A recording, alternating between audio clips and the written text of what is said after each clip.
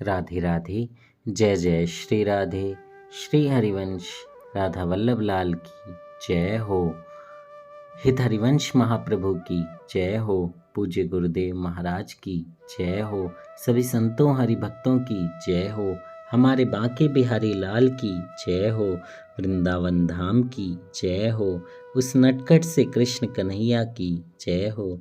जय श्री राधे। श्री हरिवंश। बहुत बहुत स्वागत है आपका हमारे चैनल में, जहाँ पे हम बांके बिहारी की दिव्य कथाओं की, दिव्य चमत्कारों की कथाएं उनका श्रवण कर रहे हैं। तो आइए इसी श्रृंखला में आगे बढ़ते हुए हम आज एक नई कथा का श्रवण करेंगे, जिसका शीर्षक है जब बिहारी जी ने कंबल उड़ाया। जय हो, जय हो। कितनी कृपा होगी उन पर कि बिहारी जी ने खुद आकर उन्हें कंबल उड़ाया।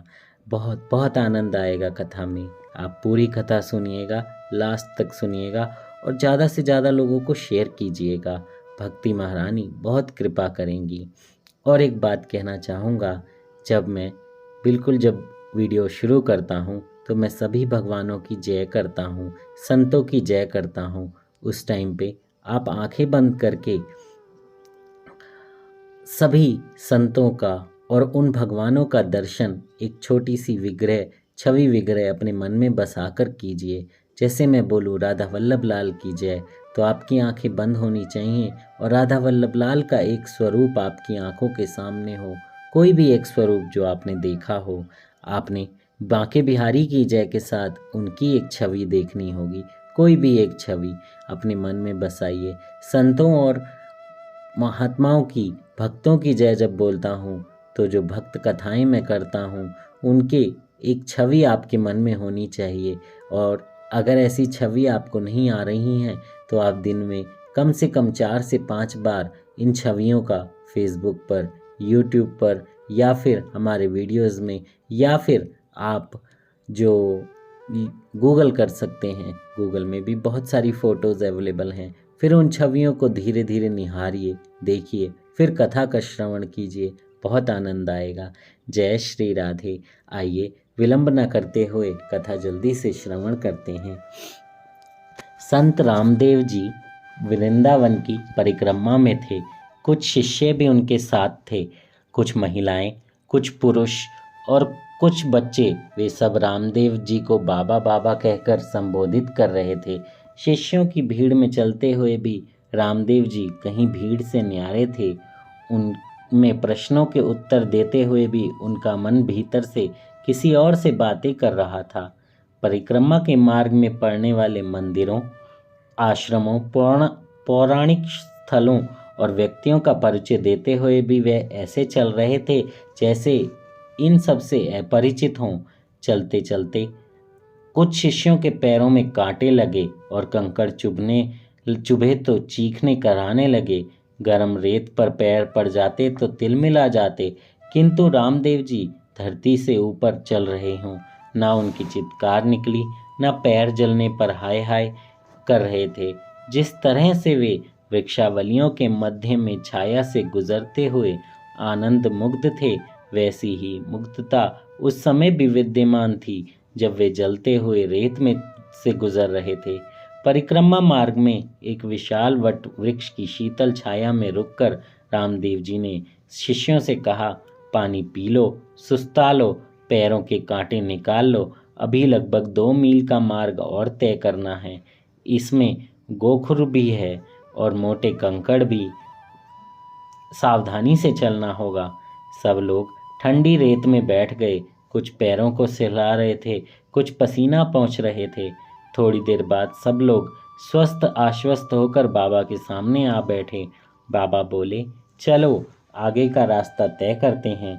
उनका एक शिष्य बोला, बाबा यहाँ थोड़ी देर और रुकिए, बड़ा आनंद आ रहा है। इसी बीच दूसरे शिष्य ने पूछा, गुरुजी एक बात कहूँ? रामदेव जी ने बोला, पूछिए। उसने पूछा, बाबा मैंने देखा आप बिना नीचे देखे सीधे चल रहे थे, क्या आपके पैर नहीं जलते? क्या उनमें कांटे कंकड़ नहीं चुभते? बाबा बोले, जरूर जलते होंगे, जरूर चुभते होंगे। उस व्यक्ति ने आगे पूछा, कांटे निकालते तो हमने देखा नहीं। बाबा बोले, इस हाय हाय सी को बिहारी जी ने ढक लिया है। हाय हाय सी करने की फुर्सत ही कहाँ रह गई है। जय हो जय हो। संत के मुंह से कितनी सच्ची बात निकली। हम लोग सिर्फ हाय हाय ही करते रहते हैं। यही हमारा मायावी प्रपंच भी है कि हाय हाय पैसा आए, हाय हाय फैमिली बढ़ जाए, हाय हाय नौकरी अच्छी हो जाए, हाय हाय बिजनेस डबल हो जाए। सीसी और सीसी कैसी होती है हमारी सीसी? अरे कोई भी छोटी छोटी सी दुर्घटना हो जाती है तो सीसी ही निकल जाती है। ओहो ये हो गया, अरे बड़ा दुख आ गया, अरे बड़ी परेशानी हो गई, अब क्या भजन करेंगे। इस हाय हाय और सीसी में ही हम अपनी ज़िंदगी निकाल रहे हैं। लेकिन बाबा ने कितना कितना प्यार से कहा कि इसको बिहारी जी ने ढक लिया है। जय हो। इसी बीच बाबा के पैरों को अपने गोद में रखते हुए एक शिष्य ने पाया कि कांटा उनके दोनों पैरों में बिंधे हुए थे। कहीं कहीं तो रक्त भी बह रहा था। बाबा ने अपने पैर समेटे और उसे जोर से रज पर रगड़ दिया। शिष्यों ने देखा, मैंने भी। अब उनके पैरों में कोई कांटा नहीं था, ना कोई छाप। एक शिष्य ने पूछा, बाबा क्या आप शुरू से ही ऐसे थे? बाबा खूब जोर से हंसे और कहा, मैं तो पूरा भौतिकवादी नास्तिक था। यह तो बिहारी जी ने अपनी कृपा करके अपना काम का बना लिया। जय हो। बोल बांके बिहारी लाल की जय हो। शिष्य ने आगे पूछा, यह सब कैसे हो गया? रामदेव जी बताने लगे, यह सब मेरे गुरुदेव ललिता दास जी की कृपा का फल है। पहले मेरे गुरुदेव ने ही काट छांट कर कुछ काम का बनाने की कोशिश की, किंतु अपने संस्कारों के कारण मैं जैसे वे बनाना चाहते थे वैसा बन ही नहीं पाया। तो एक दिन वे मुझे श्री बांके बिहारी जी के पास मानो बेजान पार्सल की तरह जमा करवाकर अपनी ड्यूटी से फारिग हो गए। चलते चलते कह गए, आगे अब तुझे बिहारी जी संभालेंगे, इन्हीं के संरक्षण में तुझे छोड़कर जा रहा हूँ। मैं तो कोशिश करके हार गया हूँ। जय हो। जाड़े के दिन थे। मैं राजभोग आरती तक बिहारी जी के सामने खड़ा रहा। मुझे एक बार ऐसा लगा कि बिहारी जी के नैनों से करुणा की दो बूंदें उनके कपोलों पर लुढ़की हैं। मुझे यह भी एहसास हुआ कि उन्होंने एक बार अपने होठ भी हिलाए और एक बार आंखों आंखों में मुस्कुराकर कुछ संकेत भी दिया।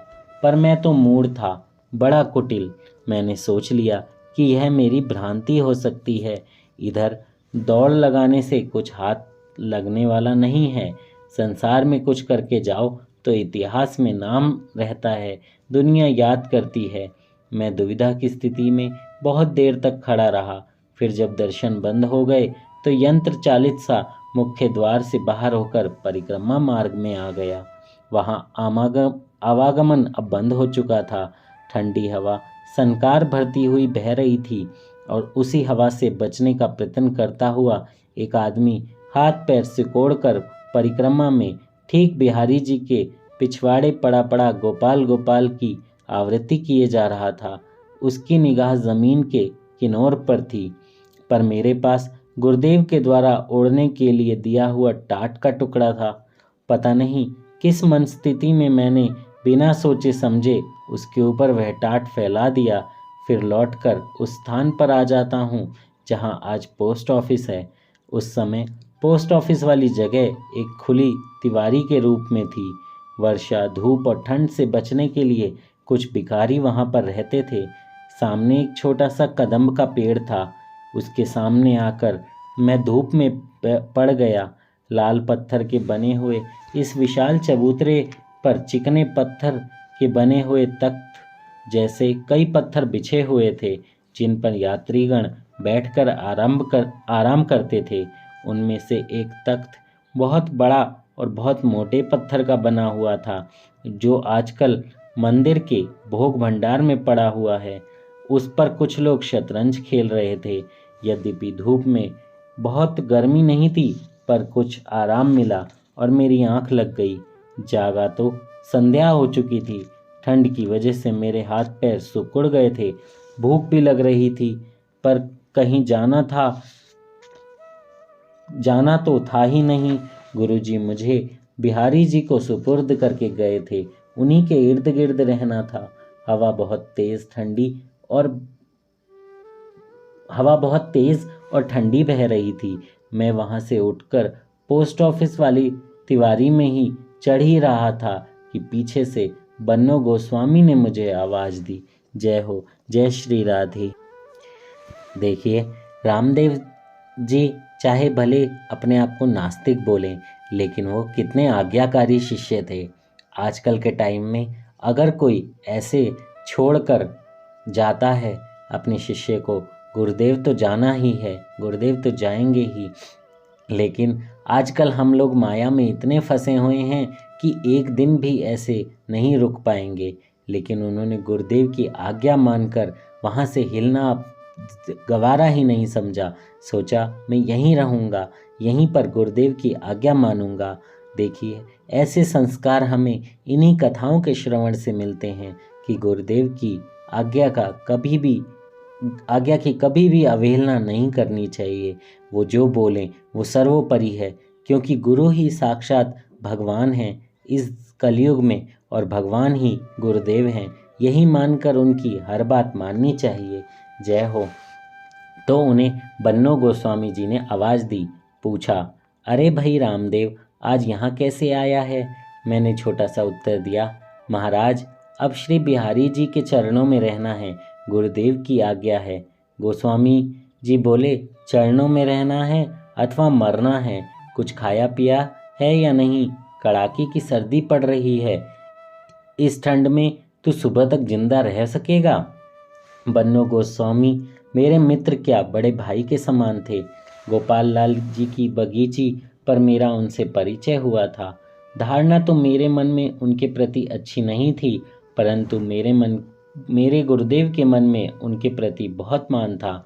उन्होंने कहा था, रामदेव अभी बच्चा है, आदमी को बाहर से देखना जानता है, उसके बाहरी क्रियाकलापों तक तेरी नज़र अभी सीमित है, आदमी के भीतर अभी तुझे झांकना नहीं आता।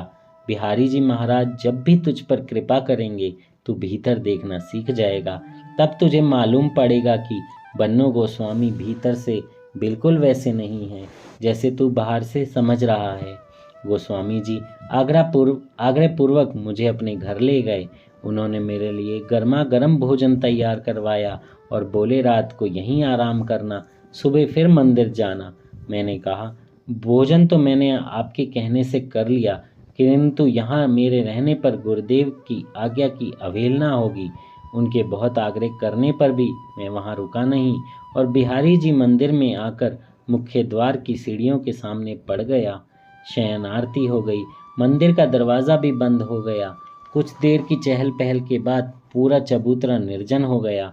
हाँ, कुछ कुत्ते और गाय दीवार की ओट लेकर ठंड से बचने का उपाय कर रहे थे।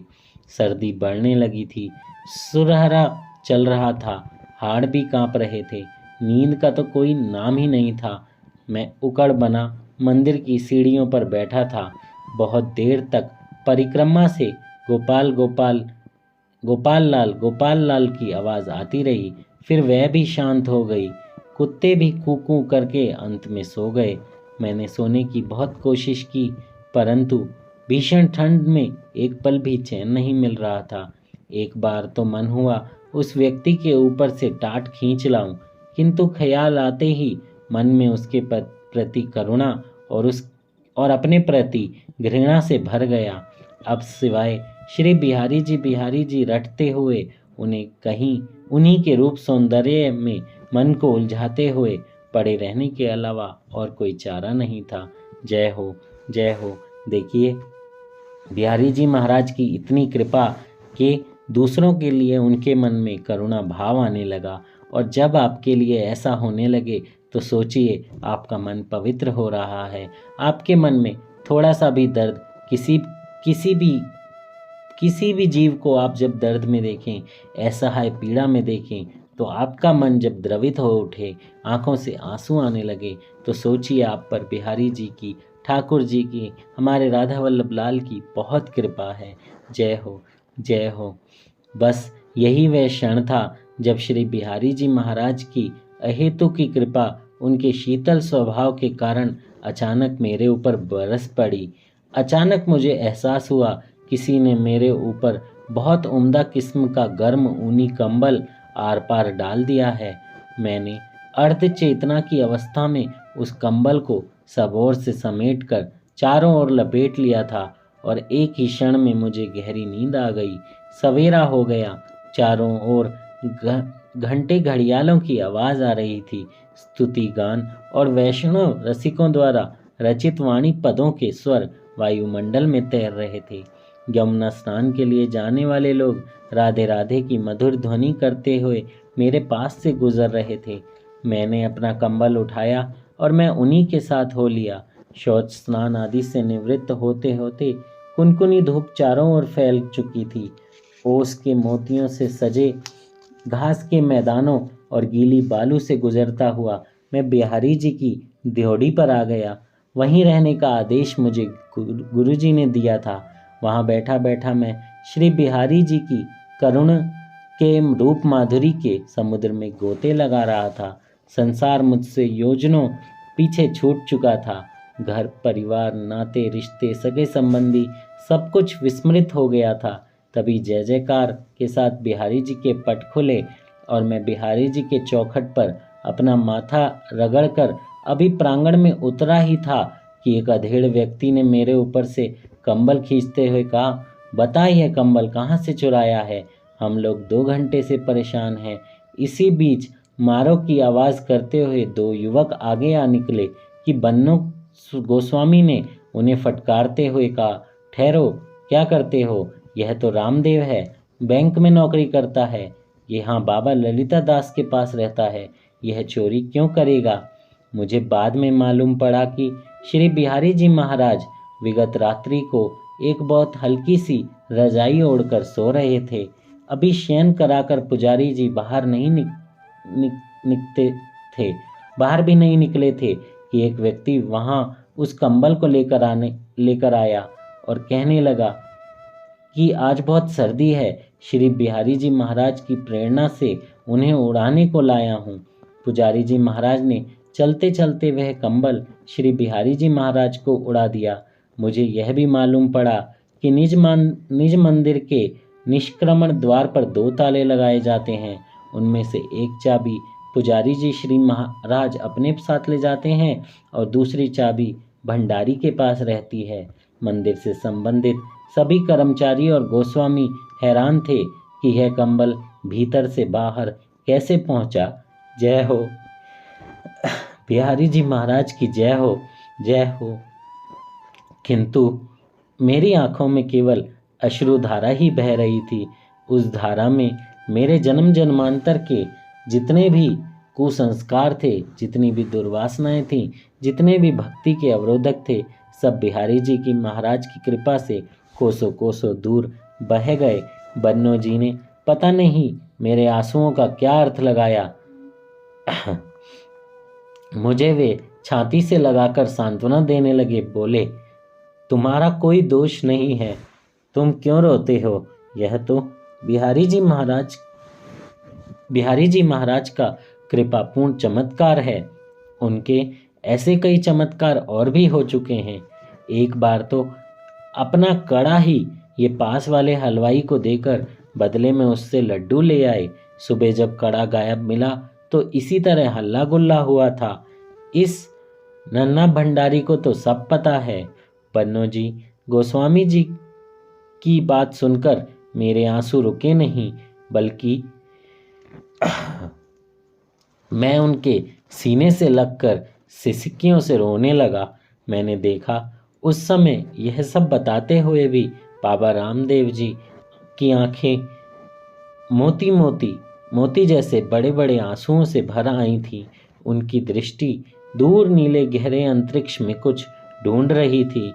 इसके बाद जब आगे की परिक्रमा शुरू हुई तो मार्ग में गोखुर भी थे और कंकड़ भी थे, गर्म रेत भी थी, चलने वाले पैर भी वही थे। किंतु इस बार न सीसी थी, ना ही चित्कार थी। सब लोग बिना बोले कहीं भीतर खोए हुए आगे बढ़ते चले जा रहे थे।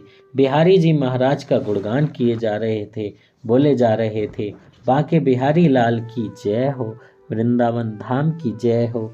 ऐसे चमत्कार बिहारी जी अपने वृंदावन धाम में बहुत करते हैं।